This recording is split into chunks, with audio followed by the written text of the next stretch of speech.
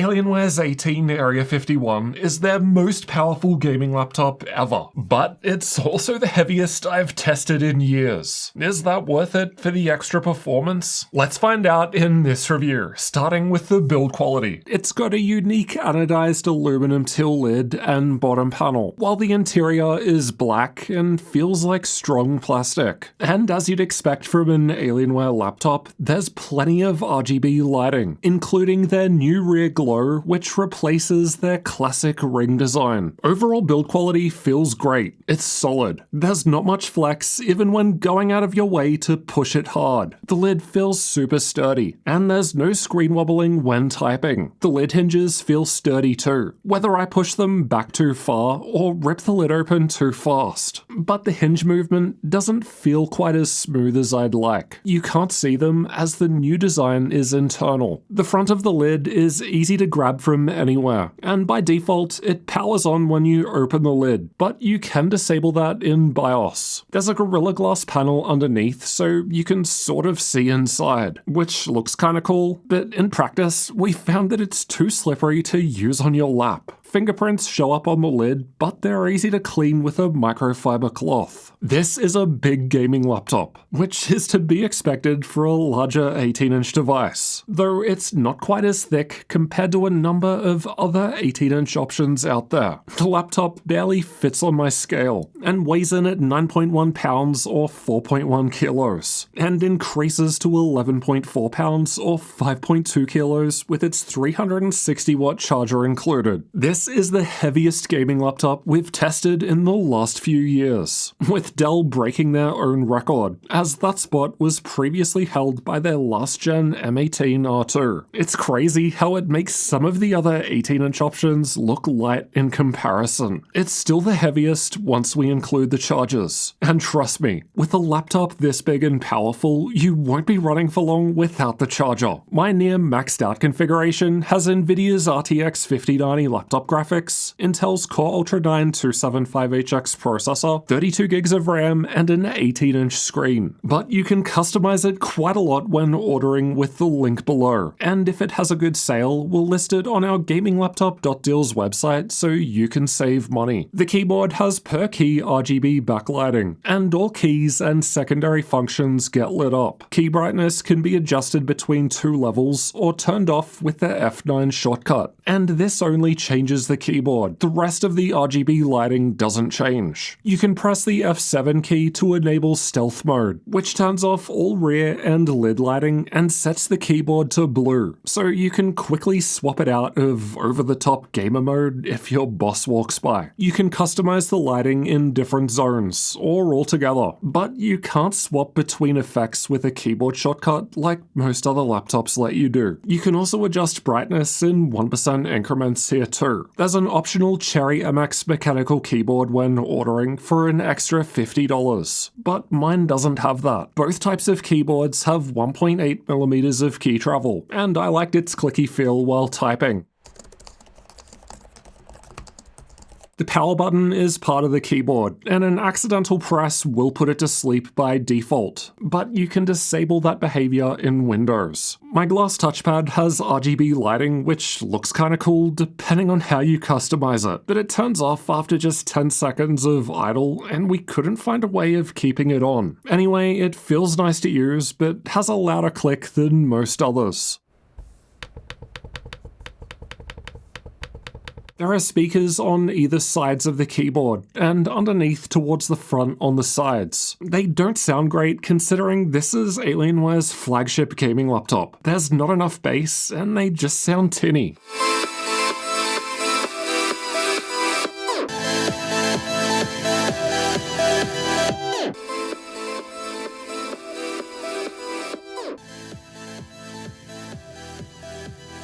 The Latencymon results were bad in our 5-minute idle test. Port selection is good, but I would have liked to see faster Gen 2 support for the Type A's. There's nothing on the right to get in the way of your mouse hand, and almost everything else is on the back and out of the way. This is one of the few laptops with 5 gigabit Ethernet, which is great if you're on a fast local network like I am. There aren't any rear port icons, so you have to try to stand over the laptop or turn it around to plug stuff stuff in. All display outputs connect straight to the NVIDIA discrete graphics, whether Optimus is on or off. On the one hand, that means you get max performance in games and can run VR on any port, but on the other hand, you might have louder fans and more heat if you're just doing basic tasks that could have been handled by the lower powered integrated graphics. Getting inside requires removing 8 Phillips head screws, all the same length. The ones down the front don't come out and help lift the panel to open it, but I still found it challenging to open even with pry tools. I'll leave a link to these ones I use below. Once inside, we've got the battery down the front, 2 memory slots above near the middle, the installed SSD just above the battery in an M.2 slot, and 2 more spare M.2 slots next to the RAM for a total of 3. Wi-Fi is soldered to the board just above the battery and can't be upgraded. Wi-Fi speed is good relative to all laptops, and similar to the last gen model, but it's on the lower side compared to all laptops with Intel/killer Wi-Fi 7 chips inside. Speeds from the installed 1TB PCIe Gen 4 SSD were good, and that goes for the SD card slot too. The card does not click in and sticks out a bit, so be careful not to bump it. Mine came with 32 gigs of DDR5 6400 RAM, but Dell notes you can enable XMP through the BIOS to support up to DDR5 7200 with the right sticks, which you can select when ordering. And interestingly, it doesn't seem to increase the price from the default 6400 sticks. All 3 M.2 storage slots can fit drives with chips on both sides. Dell's documentation says that all 3 slots support 4 lanes of PCIe Gen 5 in the RTX 5070 Ti and above configurations, while the 5070 and below version only has Gen 5 support for the M.2 slot labeled as SSD 2. The upgrade score is a point lower compared to last gen, as I take a point off for soldered Wi-Fi, and they used to let you upgrade it. It's an 18-inch laptop, and the heaviest one at that. I find it hard to believe they couldn't fit this in. Nevertheless, 2 memory slots and 3 SSDs is decent upgradability. The Alienware 18 is powered by a 6-cell 96 Wh battery. The BIOS lets you limit the maximum charge level of the battery to help improve longevity, as keeping it fully charged for extended periods can degrade it. Battery life wasn't great, but that just seems to be the case with most 18-inch gaming laptops tested. Personally, I think of the battery in these huge machines as more of a UPS, allowing me to move the machine around a bit, but not for getting any real work done. We also didn't see any options in software to automatically lower the screen's refresh rate when you unplug the charger, a common feature in most other laptops these days. So all battery testing has been done with the screen at 144Hz, as we assume most people aren't going to manually change it every time they unplug. It lost 20% of its battery charge while asleep for 24 hours. But this isn't a fair comparison with the other laptops, as it depends on the size of the laptop's battery. Here's how much battery power was lost on average per hour, which is a fair comparison, and it's a middle of the pack result, but one of the slower drain rates out of the 18-inch models we've tested so far. Let's check out thermals next. The CPU and GPU are covered by a vapor chamber cooler with their Element 31 liquid metal on the CPU, but only on the 5070 Ti and above versions. The cooler is inverted, so repasting is a more involved process than most other laptops. We've got 4 fans in total, with the 2 at the back pulling air in from the vents above the keyboard, which also light up in the 5070 Ti and higher configs, with the bottom 2 fans pulling air in from the vents below the glass. Air gets exhausted from the vents on the left and right sides, and out from the corners on the back too. Alienware's Command Center software allows us to change between different performance modes, which from lowest to highest are quiet, balance, performance, and overdrive mode. Unlike a lot of other laptops, I think it does a good job of explaining what the modes are for and what sort of performance and fan noise to expect. There's also custom mode, which lets you apply 2 preset overclock profiles. I've only tested the better OC2 option, but you can customize it. There's some fan control available when you swap from performance to thermal down the bottom. There's also high performance mode, which can only be enabled with the F6 shortcut, and we found all of these modes apply the following overclocks to the GPU. I've got a problem with the software though. After a fresh boot, it takes about a minute and a half from opening the Command Center software until you can actually start changing performance modes. This is a ridiculous amount of time to wait compared to all other laptops out there, and it was a problem with Dell/Alienware laptops a couple of generations ago. I thought they fixed it, but apparently not.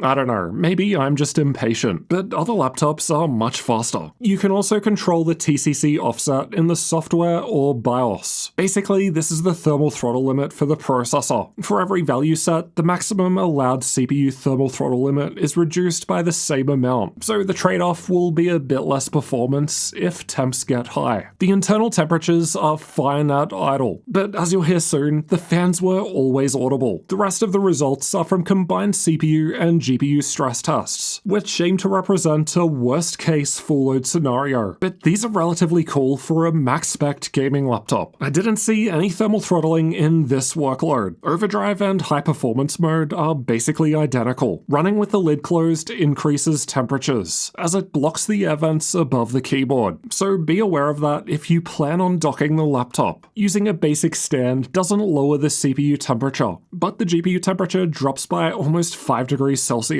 The cooling pad I test with, linked below, was able to further lower temperatures, but only at higher fan RPM, which gets significantly louder. The best overdrive and high performance modes are able to sustain the CPU at 105 watts, while the GPU basically hits its maximum 175 watts. So this is a full-powered 5090 laptop GPU with a high CPU power limit. For context, this is an extra 40 watts on the CPU compared to their smaller 16-inch model. Interestingly, custom mode with OC2 set prioritizes CPU power at the expense of GPU power. We also see this with the stand or cooling pad used. I've noticed this in a few laptops. Once they get better cooling, they seem to prioritize the processor in this workload. Although closing the lid increased CPU temperature by 11 degrees and GPU by about 12 degrees, it's still using the same amount of power. Yet when we look at the clock speeds, it's not clocking as high with the lid closed due to the extra heat, so you will lose performance and have a much toastier laptop if you want to run it with the lid closed. Probably worth avoiding. Here's how an actual game performs with the different performance modes in use. I've got Cyberpunk 2077 at ultra settings running it native in purple, and DLSS upscaling on balanced in red to boost performance. Gaming with a Type-C charger connected doesn't work at all, and then there's not really too much difference between the higher modes. The CPU can use more power in a CPU-only workload like Cinebench, where the GPU is idle. Best case, we're seeing 160 watts in overdrive and high-performance modes, which again seem to achieve the same thing, so not sure why they don't just make F6 a shortcut to overdrive mode for simplicity. It's one of the best results recorded so far out of any laptop, both in terms of single-core and multi-core score. Single-core performance is around 8% faster compared to their last-gen M18 R2 from last year, while sustained multi-core performance sees a 39% boost, a massive gen-on-gen improvement. Performance lowers if we unplug the charger and run on battery power, but it's still one of the best results tested, now with an 83% higher multi-core score compared to running the last-gen model on battery power. As for keyboard temps, most laptops I test are in the low 30 degrees Celsius range on the keyboard at idle, and Alienware's 18-inch beast was below this. It's only a little warmer with the stress test running in quiet mode, at least on the keyboard. As we can see, the hottest point is actually the side air exhaust. Balanced mode was a little warmer in the middle of the keyboard, but it barely feels warm. It's nowhere near feeling uncomfortable. Performance mode feels about the same, as the fans run faster to compensate for the extra power. The wrist rest and WASD area feel cool, while the middle is only a little warm. Overdrive and high performance modes are basically the same thing with a different name, but the temperatures don't really change. Overall, it's cool and doesn't feel hot to the touch. The keyboard hotspot was on the cooler side out of all laptops tested, but these bigger 18-inch models generally run cooler compared to the others, as they simply have more space for cooling. Well, maybe not if you're MSI's Titan 18, which was the hottest ever tested. Anyway, it's cooler than their M18R2 from last gen, but that matters less if the fans make you deaf to achieve it. Let's have a listen.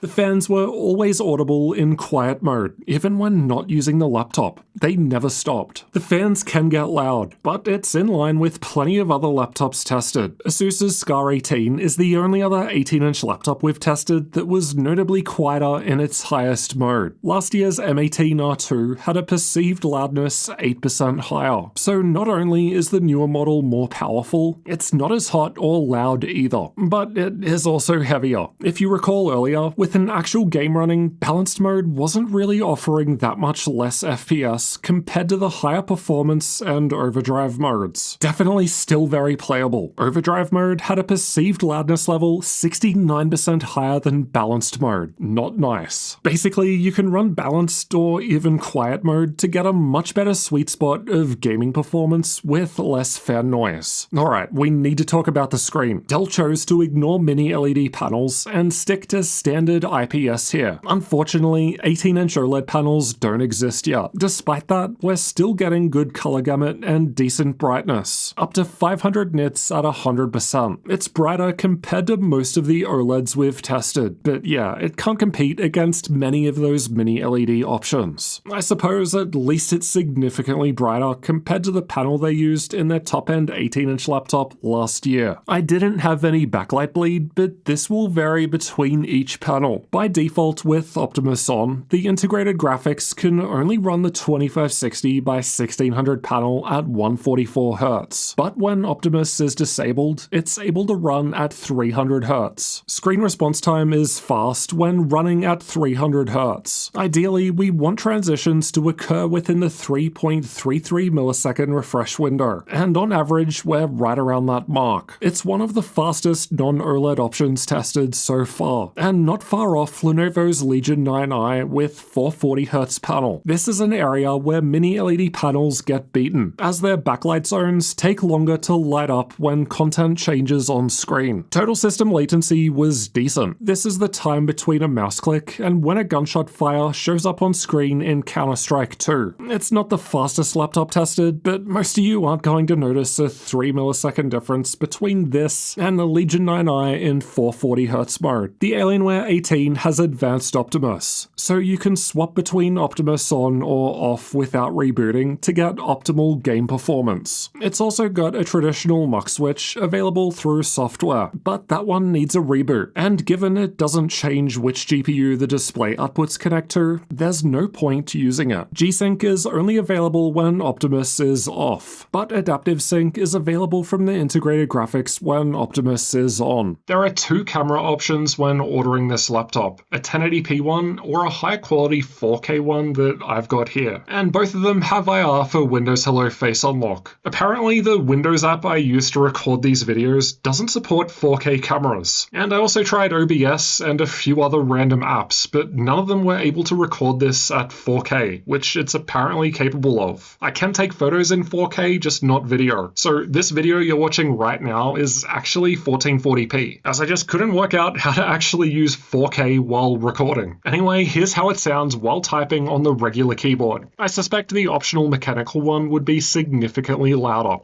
Alright, let's see what Alienware's most powerful gaming laptop can do in games. We've tested it with these settings. Cyberpunk 2077 at 1080p ultra settings performed similarly to the other 5090 laptops tested, though it's one of the lower results. But things change at 1440p, with Alienware's 18-inch laptop now on top. Technically, I'd give the win to the Legions, as they have fewer dips in performance, shown by the higher 1% lows. But at the end of the day, these are small differences you're not going to notice. Alienware's 18-inch machine is still up the top at 4K, and it's now 25% ahead compared to their M18R2 from last gen, which is quite a big leap in a single year. The Alienware laptop was one of the best performing options in Black Myth Wukong at 1080p too, and it's able to just pull out in front in terms of average FPS at 1440p. But again, the differences to many other 5090 laptops are so small that it's not a big enough difference to really matter. And it's a similar deal at 4K, where you'd probably want to use DLSS to boost the frame rate further when playing. Alan Wake 2 was running well at 1080p, though a number of other 5090 equipped laptops had higher 1% low results. But that changes a little at 1440p, which is closer to the screen's native 2560 by 1600 resolution. So this does a better job of representing actual performance you'd see on this laptop. 4K is only possible when connecting a monitor, and again, you'd want to use DLSS for a better experience. The 5090 laptop GPU here is definitely capable of 4K gaming with DLSS. Performance is often better with ray tracing and DLSS upscaling enabled. Despite ray tracing being more resource intensive, the higher frame rate that's possible from rendering a lower native image is still able to give us more FPS in many cases. And you could of course skip tracing those rays if you just want more frames from DLSS, rather than eye candy. Here are the 3D Mark results. Creator performance is good, but not quite the best. But close enough that, like the games, it doesn't really matter much, and you wouldn't be able to tell a difference against many other similarly spec'd laptops. The BIOS doesn't look as flashy compared to other brands like Asus, but it's functional, and there are a lot of options you can customize through here that aren't available in software. But there's also an overlap with options that are found in software too. Linux support could have been better. I'm guessing the 5GB Ethernet needs a driver, and audio didn't work either. Pricing and availability will always change over time, so check those links below the video for updates and to see if there are any current sales. If Alienware's 18-inch beast has a good sale, you'll find it on our gaminglaptop.deals website. We update that every day to include the best sales, so make sure you check it out regularly to save money on your next gaming laptop with that link below. At the time of recording in early October, Alienware's 18 Area-51 starts from $2,300 for the RTX 5060 configuration. Granted, that's without any sales running at the moment, but it's still very expensive for 5060 performance. Stepping up to the RTX 5070 will set you back an extra $450, while the TI requires you to get the better CPU option for a total of $3,200. The 5080 pushes the total up to $3,550. But just for some context, we've listed this one on the deal site before for $2,880. So yeah, wait for sales. The exact configuration I've tested in this video with 5090 goes for $4,150 without any sales. But you can actually boost the memory up to faster DDR5 7200 without increasing the price, and select the higher quality 4K camera too, so you might as well get those extras for free. But the mechanical keyboard is an extra $50 if you want that. This is an extremely expensive gaming laptop, but that's generally the case with these bigger 18-inch beasts. Sales certainly help out a bit, but is Alienware's 18-inch worth considering if the price is right? Let's summarize the good and the bad to find out. Starting with the good, Alienware's Area-51 offers excellent performance in games compared to other laptops with the same specs, as it's able to sustain high CPU and GPU power levels, all while the keyboard deck feels cool and the internals don't get too hot. The 300Hz screen isn't mini LED, but it still gets fairly bright, has good colors, and the response time is faster than mini LED, making it a better option for competitive gamers. Build quality feels solid, there's lots of tuning available through BIOS, and there's lots of unique nice-to-have features, like the optional mechanical keyboard, 5GB Ethernet, and 4K camera, though I wasn't able to use mine above 1440p for video. As for the bad, battery life is what you'd expect from a huge 18-inch desktop replacement, but at least the performance while running on battery power is good. And forget about gaming on a lighter Type-C charger. This is the heaviest gaming laptop we've tested in years, so it's not super portable, and you'll need to consider a bigger bag that can fit 18-inch laptops, of which there are just fewer options available. The lack of even having mini LED as an optional upgrade feels like a miss from Dell's Halo product, as that would have offered better brightness and contrast for viewing content. The fans can get loud in the higher modes, but you can still get excellent performance in games with lower modes with much more reasonable fan noise. The glass panel underneath is a gimmick. You never get to see it, and it prevents you from actually using it on your lap. And Alienware Software is still extremely slow to get going after a fresh boot. Bottom line, Alienware's 18-inch beast is worth considering if you want a powerful machine that you don't need to move around too much. Think of it more like a more portable desktop. It might spend most of its time on a desk with the occasional need for traveling with it. I'm thinking people like fly-in fly-out workers, truck drivers, or anything that involves a remote rotation, things like that. That way you still get good performance, and this is certainly easier than taking with you than a desktop. I'm working on a big comparison with all the 18-inch gaming laptops, so make sure you're subscribed for that. Until then, I suggest checking out Lenovo's Legion 9i over here next. As far as 18-inch laptops go, I like it more than what Alienware's offering. But of course, it's not perfect either. It's got its own set of problems that I'll go through in this one next.